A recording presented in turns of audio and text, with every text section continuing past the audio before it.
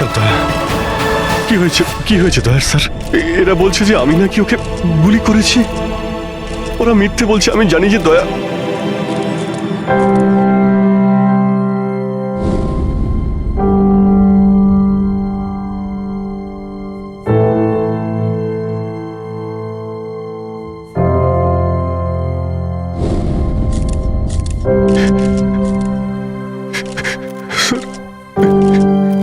Sir আমি জানি না স্যার, আমি কখন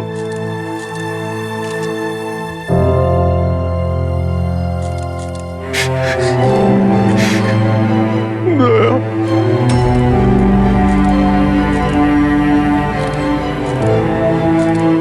না অভিজিৎ, তুমি ভেতরে যেতে পারবে না। তুমি দয়ার প্রাণ নিয়েছো, তোমাকে আমরা গ্রেপ্তার করছি।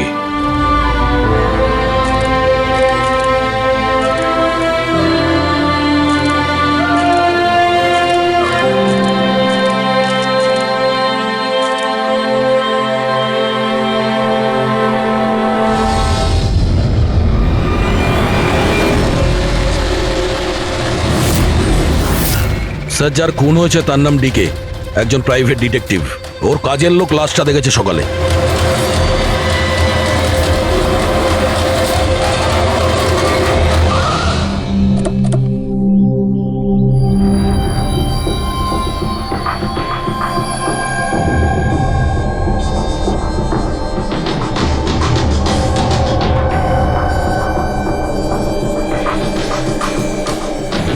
দয়া, এর মুখ তো ক্ষতবিক্ষত, মনে হচ্ছে পয়েন্ট ব্ল্যাঙ্ক রেঞ্জ থেকে একাধিক গুলি করে মারা হয়েছে একে। স্যার, এই রুমের জিনিসপত্র সব ঠিকঠাক জায়গায় আছে, কিছুই হয়নি। মনে তো হচ্ছে না এখানে কোনো হাতাহাতি হয়েছে।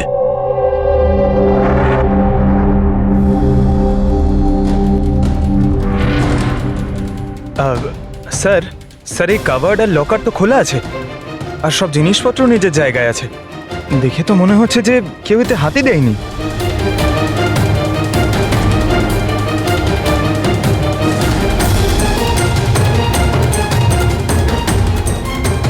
স্যার, টাকা আর গয়না যেকে সেই আছে। মনে হয় উনি যা চাইছিল সেটা পেয়ে গেছে। স্যার, গুলি।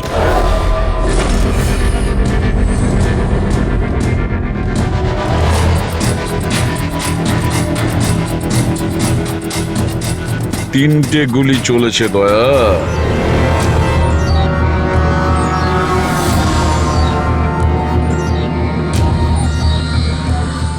স্যার, হ্যাঁ বলো ফেডরিক। স্যার এই জানলাটার কাঁচ সরানো হয়েছে, তার মানে খুনি এখান থেকেই পালিয়েছে। হ্যাঁ, একটা কাজ করো ফেডরিক, এখান থেকে ফিঙ্গারপ্রিন্ট তোলো। স্যার, হ্যাঁ দয়া। হ্যাঁ, ডিকের মোবাইল ফোনটা দেখুন স্যার। মরার আগে ডিকে কোনো সঞ্জয়কে 3 বার কল করেছে। সঞ্জয়? ওই সঞ্জয়কে আপনি চেনেন? না সাহেব। রাত 1টা থেকে 2:30-এর মধ্যে 3 বার। সঞ্জয়ের ডিটেল বের করো স্যার। আর হ্যাঁ দয়া, অভিজিৎ তো এখনো এলো না। তুমি ওকে ফোন করে বলনি এখানে আসতে ক্রাইম সিনে? হ্যাঁ স্যার, বলেছিলাম। মনে হয় কোনো জ্যামে আটকে গেছে। জ্যামে আটকে গেছে? ওকে ফোন করো আর বলো এখানে তাড়াতাড়ি আসতে। স্যার। হ্যাঁ।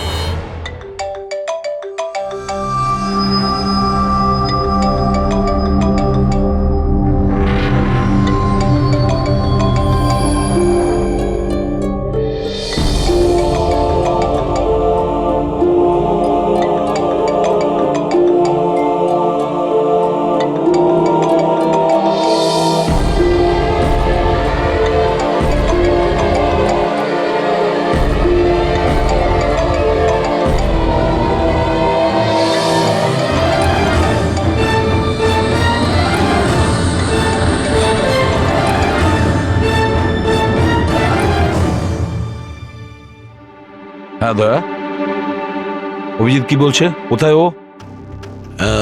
স্যার মানে ওর শরীর খুব একটা ভালো না স্যার। ও ডাক্তারের কাছে যাবে, তারপর ওখান থেকে সোজা বিউরোতে যাবে। কোনো প্রবলেম আছে? না স্যার, কোনো প্রবলেম নেই। বুঝতে পারছি না, অভিজিৎ দিল্লি থেকে আসার পর কেমন অদ্ভুত আচরণ দেখছি ওর মধ্যে।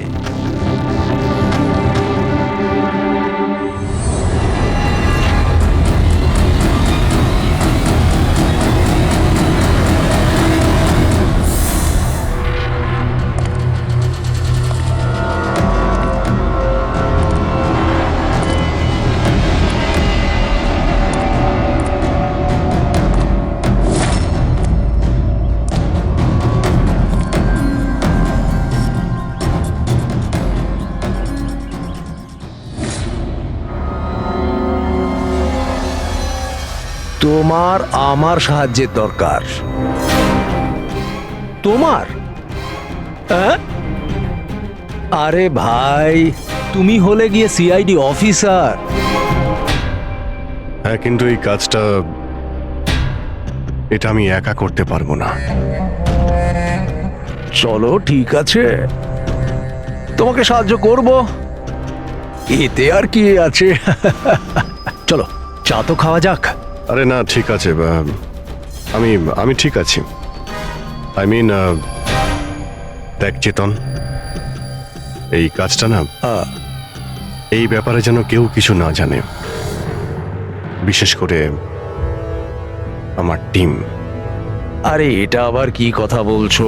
আমরা এতদিনের পুরনো বন্ধু, এইটুকু বিশ্বাস করতে পারছো না? হ্যাঁ বলো, কি করতে হবে?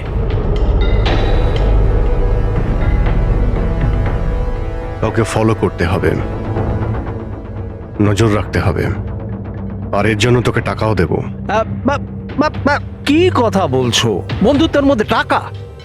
হ্যাঁ। আচ্ছা ঠিক আছে, যদি মনে করো টাকা দিয়ে দিও। ফলো কাকে করতে হবে?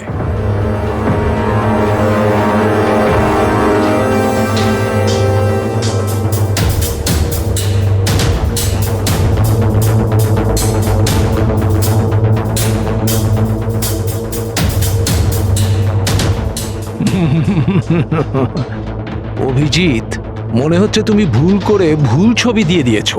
ভুল ছবি আমি দিইনি, একেই তোকে ফলো করতে হবে। এ কোথায় যায়, কি করে, কার সঙ্গে দেখা করে, সবকিছু রাত 10টা থেকে সকাল 6টা পর্যন্ত। আর প্লিজ কোনো প্রশ্ন করবি না, যা বলেছি তাই করবি, ব্যাস। ওকে? ওকে।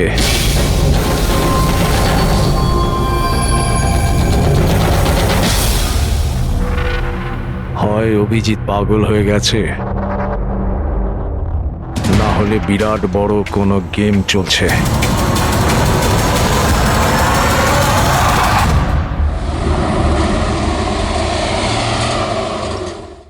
কি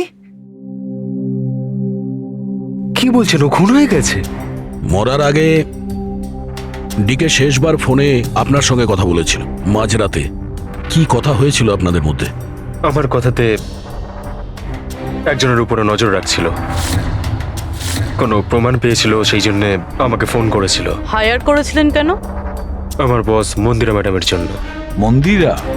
কুমার জুয়েলার্সের ওনার, বিখ্যাত পেজথি সেলিব্রিটি। আশা করি আপনারা ওই দিল্লির কেসটার ব্যাপারে নিশ্চয়ই জানেন বোধহয়। ও হো হো হো হো, মন্দিরা কুমার, মন্দিরা দেবী। ওনার বিরুদ্ধে তো ওনার স্বামী, শ্বশুর, শাশুড়ি আর কেয়ারটেকারকে মারার অভিযোগ আছে, তাই না? ঠিক বলেছেন। কিন্তু সঠিক প্রমাণ না থাকার কারণে কোর্ট মন্দিরা দেবীকে ছেড়ে দেয়। আর তার কিছুদিন বাদেই মন্দিরা দেবীর পার্সোনাল অ্যাসিস্ট্যান্ট ঈশানা আত্মহত্যা করে নেয়।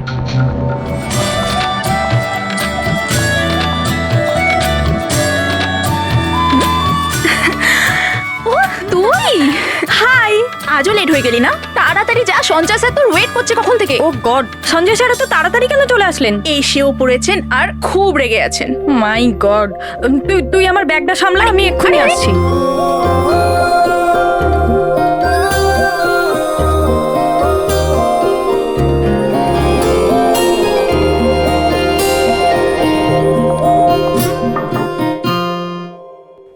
কাম in sir? Come in. Sorry sir, sorry I am so sorry sir. কটা বাজে বলো তো তুমি? এটা কোনো অফিসে আসার টাইম হলো? স্যার ট্রাফিক খুব বেশি ছিল। কি ট্রাফিকের কথা বলছো তুমি? রোজ একই কথা বলে যাও তুমি। হ্যাঁ, এই অফিসের বাকি লোকজনও তো ওই ট্রাফিক পেরিয়েই আসে, তাই না? হ্যাঁ বলো কুমার।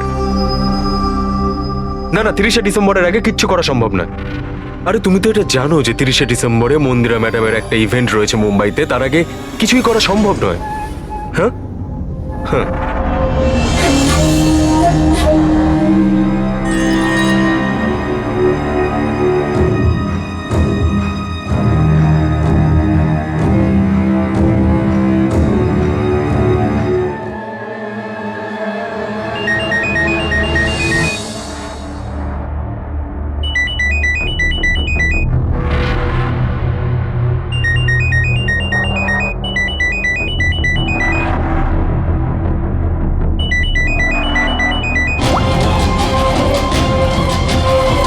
ঠিক আছে। ওকে।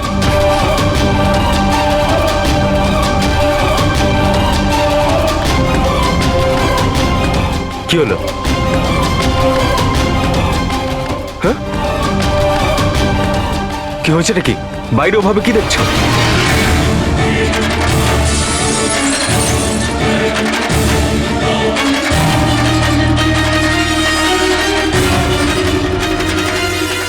আমার এই কেবিনের জানলা দিয়ে ঝাঁপ মেরে আত্মহত্যা করেছিল। আত্মহত্যা কেন করেছিল সেটা কেউ জানে না। আচ্ছা, মন্দিরা দেবী ডিকে কে কার ওপর কড়া নজর রাখতে বলেছিলেন? ওনার প্রাণ সংশয় রয়েছে। ডিকে সেটাই খোঁজ করার চেষ্টা করছিল। প্রাণের ভয় কার থেকে? আসলে কোর্ট থেকে ছাড়া পাওয়ার পরে কেউ ম্যাডামকে হুমকি দিচ্ছিল। আচ্ছা, শুধু ওই হুমকিটা ফোনেই কি? হ্যাঁ, ফোনের মধ্যেই অচেনা নাম্বার থেকে আর টাইপ করা চিঠি পাঠিয়ে। আসলে ম্যাডাম পুলিশের চক্করে দ্বিতীয়বার পড়তে চাননি, সেই জন্য ডিকে কে হায়ার করেছিলেন উনি। তো কিছু জানতে পেরেছে ডিকে? ওর হাতে কিছু প্রমাণ তো এসেছিল, কিন্তু ও সেটা পেন ড্রাইভে সেভ করে রেখেছিল। ওই পেন ড্রাইভটাও আমাকে দিতে চেয়েছিল, সেই জন্যই দিল্লি থেকে মুম্বাই এসেছিলাম আমি। কিন্তু ডিকের বাড়িতে ওর লকারটা খোলা ছিল। আচ্ছা, ওই লকার থেকে পেন ড্রাইভটা চুরি হয়ে যায়নি তো? হতে পারে দয়া। ওর বাড়িতে আমরা একটা ল্যাপটপও পেয়েছি স্যার, হয়তো ওর থেকে কিছু জানা যাবে। মন্দির এটা কি করে করতে পারলো? পুরো অ্যাকাউন্টটাই বন্ধ করে দিল। নিজেকে কি মনে করেন উনি? সবকিছু কি ওনার ইচ্ছা মতো হবে নাকি? এনারা কারা? সিআইডি। আমরা ওই মানে সঞ্জীবের সঙ্গে দেখা করতে এসেছি। আপনারা দুজন কে? স্যার, ইনি Kaira, mister Kumar, I mean Mandira ম্যাডামের মেয়ে। ও স্যার আর ইনি ম্যাডামের রিলেটিভ মিস্টার সুবীর। আমরা মন্দিরা ম্যাডাম আর ওর ফ্যামিলির সঙ্গে কবে দেখা করতে পারবো? কারণ ওদের প্রাণ রক্ষা করার দায়িত্ব এখন আমাদের ওপর। ইনফ্যাক্ট মন্দিরা ম্যাডাম, কায়রার কাকাতো দাদা শেখর আর ওনার স্ত্রী সবাই আজ রাতেই আসছেন। 30শে ডিসেম্বর কুমার জুয়েলার্সের একটা বড় চ্যারিটি ইভেন্ট রয়েছে, তাতে পার্টিসিপেট করার জন্য। তাহলে ঠিক আছে, কালকে সকালেই দেখা হবে।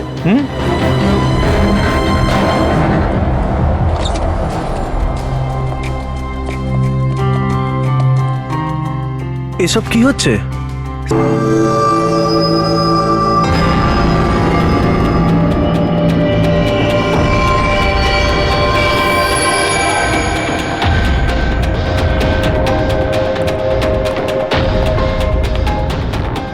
Good morning sir. Good morning. Hello sir, এখন কেমন আছেন আপনি? Murder investigation sir, private detective DK sir, বাড়িতেই মারা গেছে স্যার। এটা পুরো কেস ফাইল স্যার।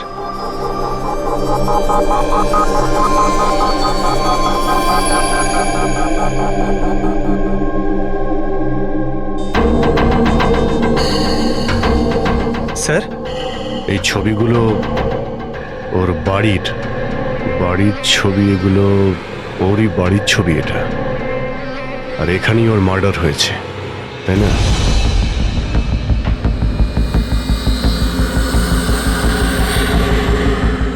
হ্যাঁ, এখানেই ওর মার্ডার হয়েছে। পঙ্কজ, ঘুরিয়ে কেন জিজ্ঞেস করছেন? আমরা এইমাত্র তো সেটাই বললাম। সেটাই তো স্যার, মনে হচ্ছে ওনার শরীর এখনো ঠিক হয়নি, কোনো গন্ডগোল মনে হচ্ছে sir.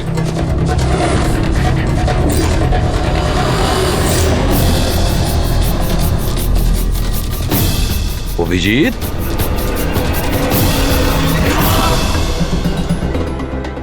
Good morning sir.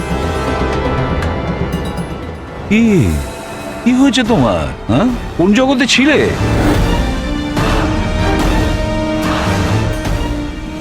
Abhijit, তোমার শরীর খারাপ ছিল না? তাহলে ডক্টরের কাছে যাওয়ার কথা ছিল, এখানে কেন? হ্যাঁ মানে, হ্যাঁ স্যার, ওই কিছুদিন ধরেই শরীরটা ভালো নেই স্যার, কিন্তু এখন ঠিক আছে। I am better now. Yeah, গোলমাল চলছে। স্যার, ডিকে সঞ্জয়কে যে পেন ড্রাইভটা দিতে যাচ্ছিল, ওর যে ডেটা আছে ওগুলো উদ্ধার করার যে একটা উপায় আছে স্যার। পেন ড্রাইভ তো পাওয়া যায়নি তো? তাহলে ডেটা কোথা থেকে পাবে? স্যার, আছে না একটা উপায় আছে, ওই আমরা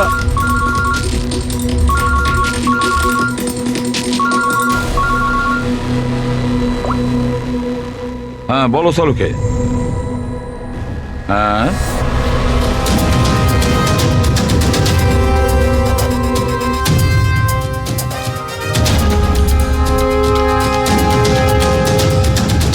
দয়া স্যার,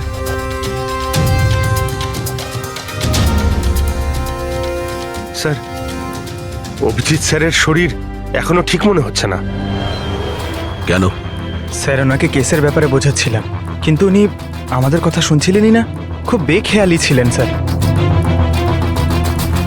ফ্রেডি স্যার, মন্দিরের ব্যাপারে সব ডিটেলস বের করতে হবে। নিউজ পেপারে, টিভিতে যাই এসেছে সব।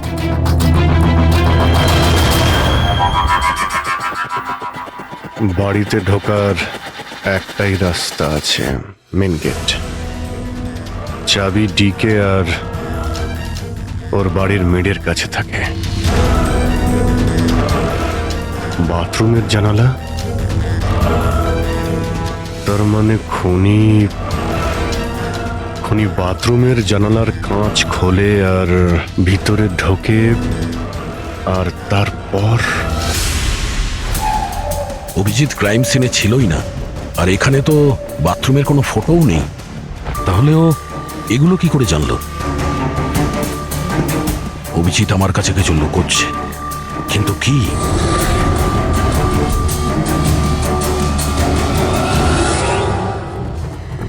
ডিকের কম্পিউটার থেকে যে ডেটাগুলো ডিলিট হয়েছে সেটা ওর অনলাইন অ্যাকাউন্ট থেকে বের করা যেতে পারে। বাস একবার এই পাসওয়ার্ডটা ম্যাচ হয়ে যাক।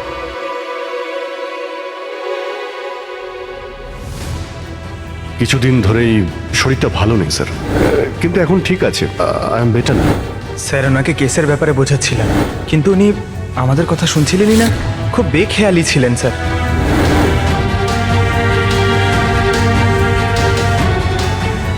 Yes sir, sir password match হয়ে গেছে।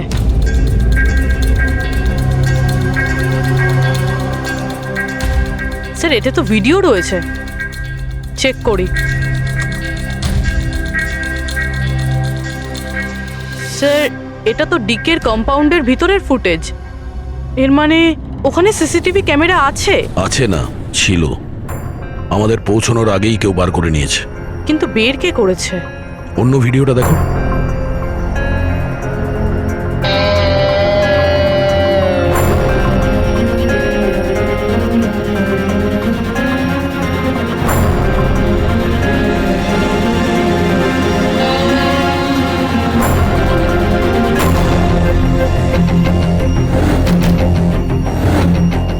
এটা কি করে সম্ভব?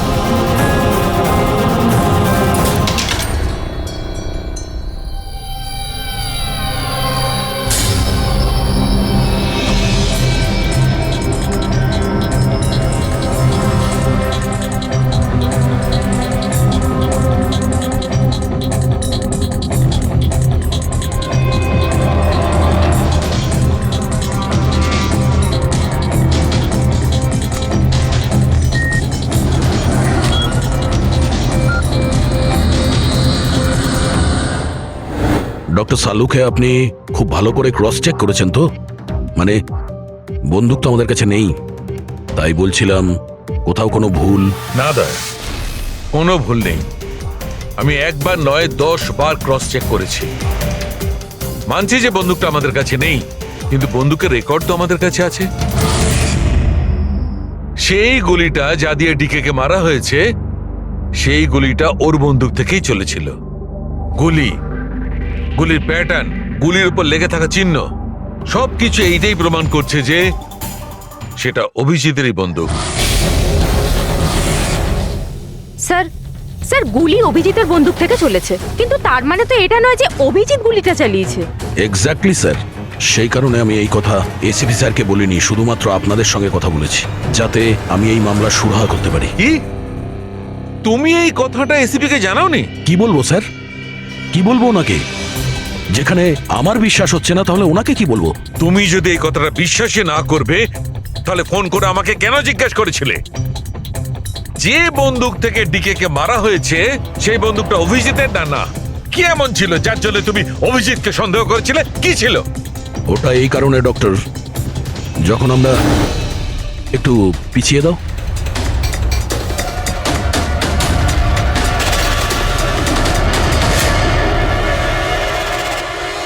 অভিজিৎ ডিকের বাড়িতে? আর দয়া, তারপরেও তুমি অভিজিৎকে বাঁচানোর চেষ্টা করছো? দেখো দয়া, অভিজিৎ আর তোমার বন্ধুত্বকে আমি খুবই শ্রদ্ধা করি, তার কদর করি, কিন্তু ডিউটি, নিজের দায়িত্ব, সব সম্পর্ক, সব বন্ধুত্ব থেকে বড় হয় না। আর এই কথাটা নিশ্চয়ই আমি তোমাকে বুঝিয়ে বলতে যাব না। স্যার, পোক্ত কোনো প্রমাণ ছাড়া অভিজিৎ স্যারকে সন্দেহ? এটা প্রমাণ নয় তো কি পুরবি? অভিজিৎ ডিকের বাড়িতে ঢুকেছিল, এটা যদি প্রমাণ নয় তো কি পুরবি? অভিজিৎ স্যার ডিকের ঘরে গেছিল সেটা আমরা দেখেছি, কিন্তু উনি ডিকে কে মেরেছেন এটা তো আমরা দেখিনি। স্যার, এটাও তো হতে পারে ওনার বন্দুক দিয়ে ডিকে কে অন্য কেউ মেরেছে। হতেই পারে, এটা হতে পারে যে অভিজিতের বন্দুক দিয়ে ডিকে কে অন্য কেউ মেরেছিল, কিন্তু এই অবস্থায় অভিজিতের বন্দুকটা অভিজিতের কাছে থাকার কথা নয়। তোমাদের কি অভিজিৎ কথা বলেছে? ও কি বলেছে যে ওর বন্দুকটা হারিয়ে গেছে? বন্দুক হারিয়ে যাওয়ার কোন রিপোর্ট দেখিয়েছে? ও সব সময় তোমাদের সঙ্গে ছিল, কিন্তু ও কি বলেছে যে অদ্ভুত পোশাক পরে ডিকের ঘরে কেন ঢুকেছিল, আর তাও বাথরুমের কাঁচ ভেঙে? বলো বলো। স্যার, আপনার এই সমস্ত প্রশ্নের উত্তর আমি অভিজিৎকে জিজ্ঞাসা করব, কিন্তু ততক্ষণের জন্য এসিপি স্যারকে আপনি কিচ্ছু বলবেন না। দেখো, তোমরা এই ব্যাপারটা সামলে নাও, কিন্তু ব্যাপারটা আমার ভালো লাগছে না। Please doctor, please. ঠিক আছে, কাল সকাল পর্যন্ত। দয়া, আমি কাল সকাল পর্যন্ত তোমাদের সময় দিচ্ছি। হয় তোমরা সত্যিটা আবিষ্কার করো, নয় এই সমস্ত কথাটা নিজে এসিপি কে বলে দাও। তুমি যদি এসিপি কে কথা না জানাও, তাহলে আমি নিজে প্রদ্যুমনকে এই সমস্ত ব্যাপারটা বলবো।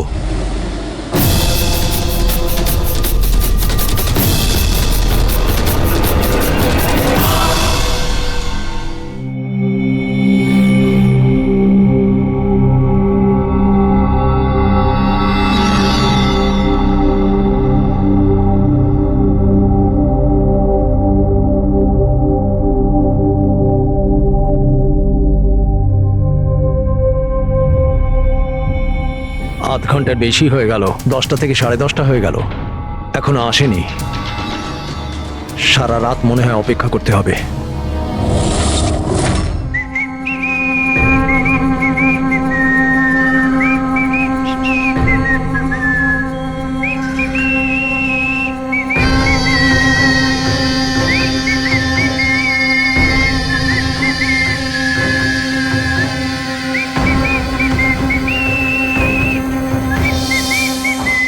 ভুল ছবি আমি দিইনি, একেই তোকে ফলো করতে হবে। এ কোথায় যায়, কি করে, কার সঙ্গে দেখা করে, সবকিছু রাত 10টা থেকে সকাল 6টা পর্যন্ত। এটা অভিজিৎ? ওর কি হলো? এরকম সেজেছে কেন?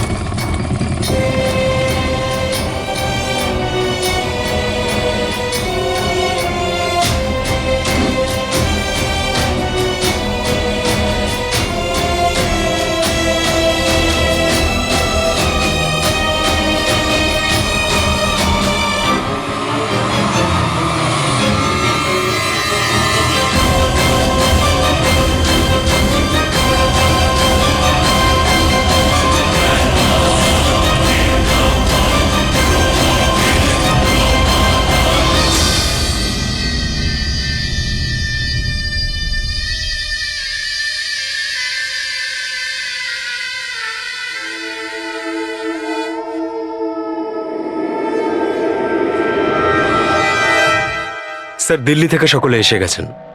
মন্দিরা ম্যাডাম, আমারা মন্দিরা ম্যাডামের দাওরের বউ, কায়রা মন্দিরা ম্যাডামের সৎ মেয়ে, সুবীর মন্দিরা ম্যাডামের বোনজি, শেখর মন্দিরা ম্যাডামের দেওরের ছেলে। আসুন ম্যাডাম, এনারা সিআইডি থেকে এসেছেন। এসিপি স্যার, ইনি ভালো হলেন- হয়েছে আপনারা এসে গেছেন। ডিকে খুনি কে সেটা জানা গেল?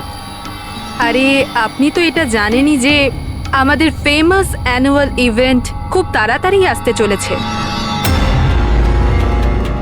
আই হোপ যে আপনি আমার সিকিউরিটির সব ব্যবস্থাই করে রেখেছেন। দেখুন, আপনি আমাকে ভুল ভাববেন না, কিন্তু আমি কোনো চান্স নিতে চাইছি না অ্যাকচুয়ালি। এই ইভেন্টটা আমার কাছে খুব বেশি ইম্পর্ট্যান্ট, কিন্তু আমার প্রাণের থেকে বেশি নয়। আপনি কি মনে করেন আপনি আমাকে সিকিউর রাখতে সক্ষম হবেন? আর ডিকে কেসটায় কিরকম কি প্রগ্রেস হলো? আসল খুনির ব্যাপারে কিছু জানা গেল? ওসব আপনার জানার দরকার নেই মন্দিরা দেবী। মেইন হলো আপনার নিরাপত্তা, সেটা দায়িত্ব আমাদের। কি চমৎকার! বৌদি, আপনার ভয় লাগছে মন্দিরা দেবীর? যাকে আইনও কিছু করতে পারলো না, মানতে হবে তাকে যে আপনাকে ভয় পাইয়ে দিয়েছে। মনে হয় ও জানে না ইনার ব্যাপারে যে ইনি কি কি করতে পারেন। আপনিও কি মনে করেন আমি আমার স্বামী আর বাকি সবাইকে মেরে ফেলেছি? দেখুন, আপনার বিরুদ্ধে যে অভিযোগই থাকুক না কেন, সেটাতে আমাদের কিছু যায় আসে না। কোর্ট আপনাকে রায় দিয়েছে, আর আমরা কোর্টের রায়কে যথেষ্ট সম্মান করি। আপনি শুধু এটা বলুন, আপনি কাকে সন্দেহ করেন? কি এমন আছে যে আপনাকে মারতে চায়? সন্দেহ? হ্যাঁ, সন্দেহ। না না না, আমি কাউকেই সন্দেহ করছি না। বরং আমার এটা পুরো বিশ্বাস যে আমি মারা যাওয়ার পরে এরা সবাই খুব খুশি হবে। আর আমাকে মেরে ফেলার ষড়যন্ত্রেও এদের মধ্যেই কারো হাত আছে। And I am very sure যে ঈশান আর আত্মহত্যাতেও এদের মধ্যে একজনের হাত আছে। এবার আপনিই বলুন, এত ভালো প্রিয় আত্মীয় পরিজনরা থাকতে আমার শত্রুর কি দরকার? মম প্লিজ, তুমি আবার এই নিজের ইমোশনাল ড্রামাটা শুরু করো না। এখানে কোনো ক্রিমিনাল নেই যে তোমাকে মারতে চায়। রাইট। নিজেকে নির্দোষ ভাবা আর অন্যকে দোষী মনে করাটা, এটা তো বৌদির পুরনো অভ্যেস। আই সোয়ার, আমি তো এই গল্পটাকে বিশ্বাসই করি না। কে মারতে চায় তোমায়? আর কারা হুমকি দিচ্ছে? কোথায় আছে সে হুমকি দেওয়া লেটারগুলো? হ্যাঁ মন্দিরা দেবী, সেটা কোথায়? ওটা আমার মনে নেই, আমি ফেলে দিয়েছি। সি, আই নিউ যে তুমি এটাই বলবে। So convenient. ব্যাস, অনেক হয়েছে। আপনারা একে অপরকে দোষারোপ করা বন্ধ করুন। তবে একটা কথা খুব ভালো করে মনে রাখবেন, আমরা সবাইকে সন্দেহ করি। তাই সবাইকে বলছি, তার মানে হলো আপনাদের সবাইকে সন্দেহ করি, আপনাদের সবাইকে। আর একটা কথা, আমাদের পারমিশন ছাড়া আপনারা এই শহর ছেড়ে যেতে পারবেন না। কেউ শহর ছেড়ে যাবেন না। আর যদি দরকার পড়ে আমরা দ্বিতীয়বার তাকে ডেকে নেব। Thank you very much. Thank you.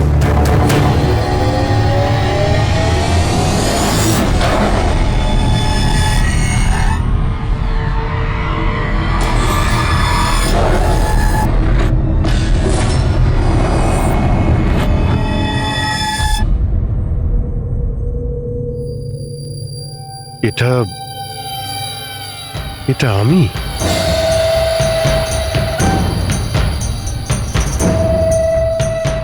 এই পোশাক পরে ঘুরছিলাম?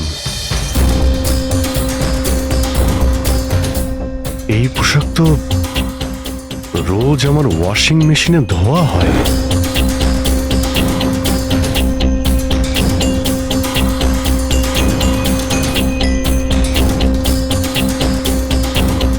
আর এই জুতো, এগুলো এত নোংরা যেন আমি পরেছি। কিন্তু আমার মনেই নেই যে এই পোশাক আমি কখন পরেছি। সত্যি আমার কি হচ্ছে আমার সাথে? এই গাড়িতে কে আছে? হ্যাঁ, কার কার সঙ্গে আমি কথা বলছিলাম? না, আমি দেখিনি। তুমি কথা বলছো, তুমি সেটা জানবে। আর তুমি আমাকে চিনতেই পারলে না? আরে এই, তোর যদি সুইসাইডই করার হয় তাহলে তুই অন্য কোনো বড় গাড়ির সামনে জানা, আমার সামনে কেন এসেছিস? কিভাবে কথা বলছো? এরকম সেজে ঘুরছো কেন তুমি?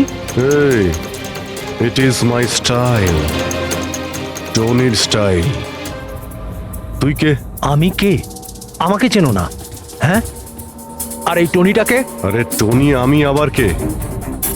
আরে অভিজিৎ, দেখো, কোনো কেসের জন্য তুমি যদি এরকম করে থাকো আমাকে বলে দাও, এভাবে ভয় দেখিও না। সরা, হাত সরা। কে অভিজিৎ? কিসের কেস? আর তুই কি বলছিস কিছুই আমার মাথায় ঢুকছে না। আমার নাম হলো টনি। টনি, টনির সঙ্গে পাঙ্গা নিবি না, বুঝেছিস? সরে যা আর আমাকে যেতে দে। চল।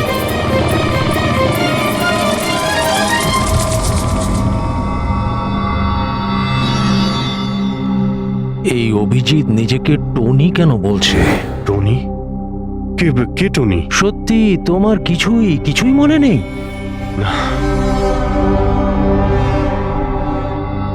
আমার কিছুই মনে নেই, সত্যি বলছি আমি। তার মানে তুমি গাড়িতে ওদের সাথে কথা বলছিলে, তারপরে তুমি গেস্ট হাউসের ভেতরে গেলে। Guest house? হ্যাঁ, তার কিছুক্ষণ পরে তুমি বাইরে এলে। আমি গেস্ট হাউসের ভিতরে গেলাম? ভিতরে গিয়ে আমি কি করলাম? হ্যাঁ, তুই দেখেছিস কিছু করেছিলাম আমি? আমি কি করে দেখবো? আমি তো বাইরে ছিলাম না। সব কি হচ্ছে? আমাকে ওখানে যেতে হবে। কোথায়? Guest house?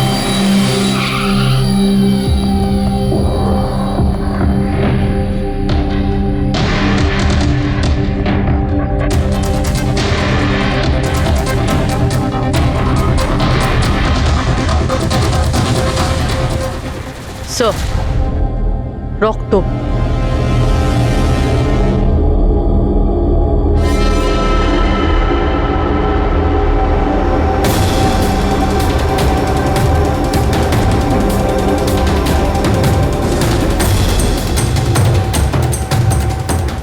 অভিজিৎ,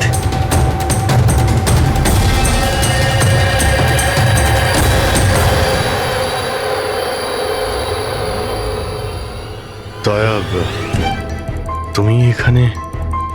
তোমার ফোন ট্র্যাক করে আর এই প্রশ্ন তো আমিও তোমাকে করছি অভিজিৎ। তুমি এখানে কি করছো?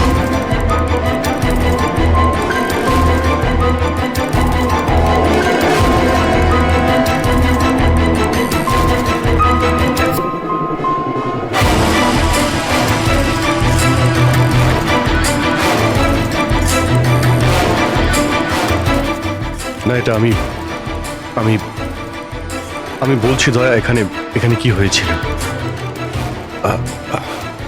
অভিজিৎ, এখানে কি হয়েছে ওটা তো আমি দেখছি। তুমি বলো, কে করেছে এটা?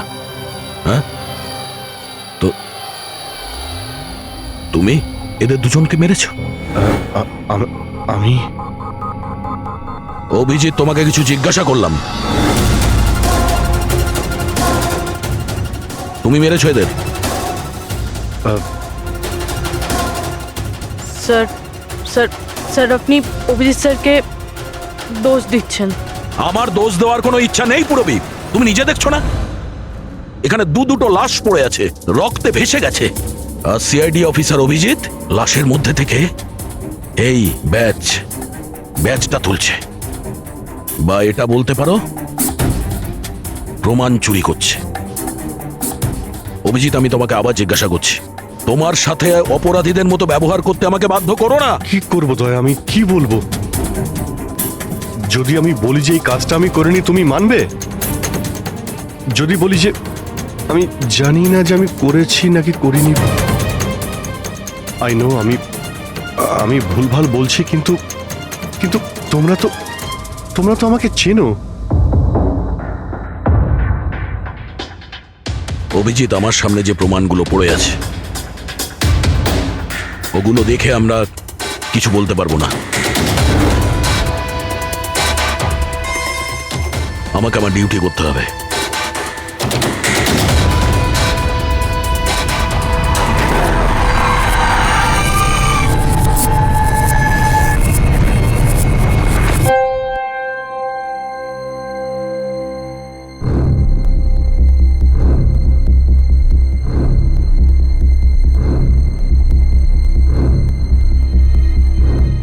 অভিজিৎ, এতক্ষণ ধরে একের পর এক জিজ্ঞেস করে যাচ্ছি তোমাকে, কিন্তু কোনো উত্তর দিচ্ছ না তুমি।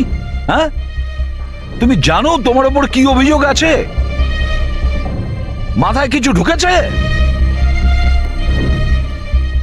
স্যার ওই এক মিনিট, ব্যাস। তোমার কাছে এটা আশা করিনি। এত কিছু ঘটে গেল, তুমি আমাকে বলনি কেন? আমাকে বলনি দয়া? সালুকে আমাকে বললো, তা নাহলে তো আমি জানতামই না। তা আমি তাই করেছি যেটা উচিত ছিল। বলো অভিজিৎ, তুমি কি এই খুনটা করেছো? অভিজিৎ, তুমি কি এই খুনটা করেছো? আমি জানি না স্যার। কেন জানো না? তুমি কেন জানো না? হ্যাঁ, ডিকের বাড়িতে তুমি লুকিয়ে লুকিয়ে ঢুকেছিলে, সেটা আমি সিসিটিভিতে দেখেছি। ওই লাশগুলোর পাশে তুমি দাঁড়িয়েছিলে। এই দয়া তোমাকে এখানে ধরে নিয়ে এসেছে। ডিকে আর বডিগার্ডের ওপরে যে গুলিটা চলেছে সেটা তোমার গান থেকে চলেছে, ওই গান থেকে চালানো হয়েছে। আর তুমি বলছো তুমি কিছুই জানো না? আমার চোখের ওপর চোখ রেখে তুমি বলো, বলো তুমি এই খুন করোনি। বলো তুমি এইগুলো কিছুই জানো না। বললাম তো আমি জানি না স্যার, আমি কিছুই জানি না স্যার। সরি। কি বলবো আপনাকে, আমি কি বলবো স্যার? যখন আমি বুঝতেই পারছি না যে আমি ডিকের বাড়িতে কেন গিয়েছিলাম, কি করে সমস্ত খুন আমার বন্দুক থেকেই হচ্ছে, আমি জানি না স্যার। স্যার আমি তো ডিকিকে চিনিই না, ওর বডিগার্ডদেরও আমি চিনি না, আমি মন্দিরাকেও চিনি না, আমি তো স্যার নিজেকেও চিনি না। আমি কোথায় যাই, কি করি, কার সঙ্গে দেখা করি, আমি কিছুই জানি না। গত কয়েকদিন ধরে আমার সঙ্গে এইরকমই হচ্ছে স্যার, কিন্তু আমি কিছুই বুঝতে পারছি না। সারাদিন সব ঠিকই থাকে, রাতে বাড়িতে যাই, খেয়ে দিয়ে ঘুমিয়ে পড়ি, আর যখনই সকালে উঠি তখন অদ্ভুত জামা কাপড় পরা দেখি, অদ্ভুত জুতো দেখি, যেগুলো আমার নয়। জানি না কি করে আমার বাড়িতে চলে আসে। ড্রেসগুলো ওয়াশিং মেশিনে ধোয়া হয়েছে, জুতোতে মাটি লেগে থাকে, এমনটা মনে হয় যেন আমি ওগুলো ব্যবহার করেছি, কিন্তু আমি বুঝতে পারি না। নিজেকে খুব ক্লান্ত লাগে, এমন মনে হয় যেন আমি সারা রাত জেগেছিলাম।